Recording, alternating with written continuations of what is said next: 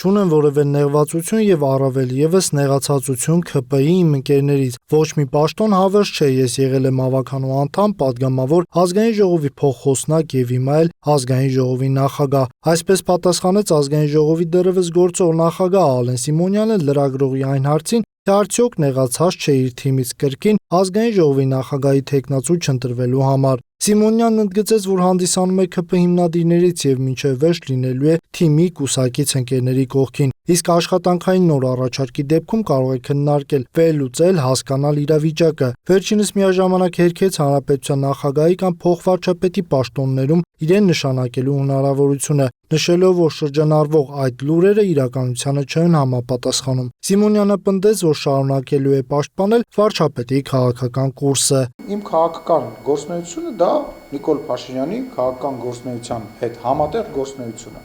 Ես չեմ տարանջատում, չեմ տարանջատել ինձ որևիցե դեպքում։ Ես շարունակելու եմ պաշտպանել իմ թիմին, շարունակելու եմ պաշտպանել այն գաղափարները, այն սկզբունքները, որ ես ունեմ, մենք ունենք, եւ չեմ ուզում, որ դուք պաշտոնի հետ պայմանավորեք, որ դա, չգիտեմ, պատիժ էր, դա պատիժ չէր։ Ես իմ ծառայությունը կատարեցի։ Ես լավ կատարեցի իմ ծառայությունը։ Ես, այսպես ասած, պարզ ճակատով եմ ավարտում ես փուլը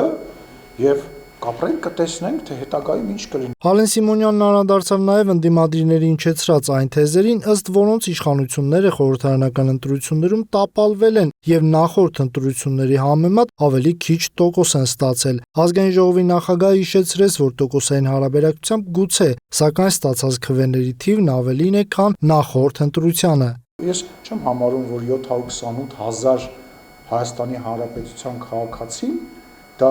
քիչ է, քան 680,000 Հայաստանի Հանրապետության քաղաքացին 5 տարի հետո, Ղարաբաղում տեղի ունեցած իրադարձություններից հետո,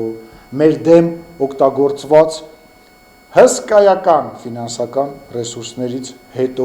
Ալեն Սիմոնյանն ընդգծեց, որ ընդդիմադիրների քննադատությունները ընտրությունների կեղծված լինելու վերաբերյալ սուտ են։ Նա նշեց, ընտրություններն անցել են բաց, թափանցիկ եւ արդար, որի մասին փաստում են միջազգային դիտորդական առաքելությունների արձանագրությունները։ Ըստ ազգային ժողովի նախագահի դրսից ուղղորդված զանգվածները չպետք է որոշեն Հայաստանի եւ Հայաստանի Հանրապետության քաղաքացու ճակատագիրը։ Հայաստանի Հանրապետության պրախատնոյ դվոր, ուզում եմ հասկանալ։ Պրախատնոյ դվոր, որ գան ամառը մարդիկ հանգստանան, հարկ չվճարեն, Հայաստանի Հանրապետության բանակի անվտանգության մասին խոսան, իրանց երեխեքը Հայաստանի Հանրապետությունում չծառայեն,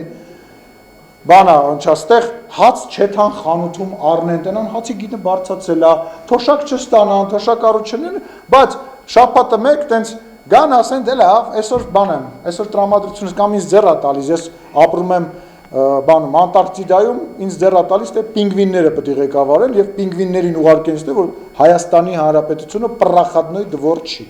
Պետք է Հայաստանի Հանրապետությունում որոշում կայացնի մարդը, ով որ այս արևի տակ է ապրում, ով որ հարկ է վճարում, ով որ իր երեխան ծառայում է, ով որ իր պարտքն է կատարում։ Ալեն Սիմոնյանը ճեպազրույցի ավարտին շնորհավորեց իր գործընկերները Ռուբեն Ռուբինյանին, Վահագն Ալեքսանյանին եւ Հայկ Կոնջուրյանին ստանձնելիք պաշտոնների կապակցությամբ եւ մաղթեց բեղմնավոր արդյունավետ աշխատանք։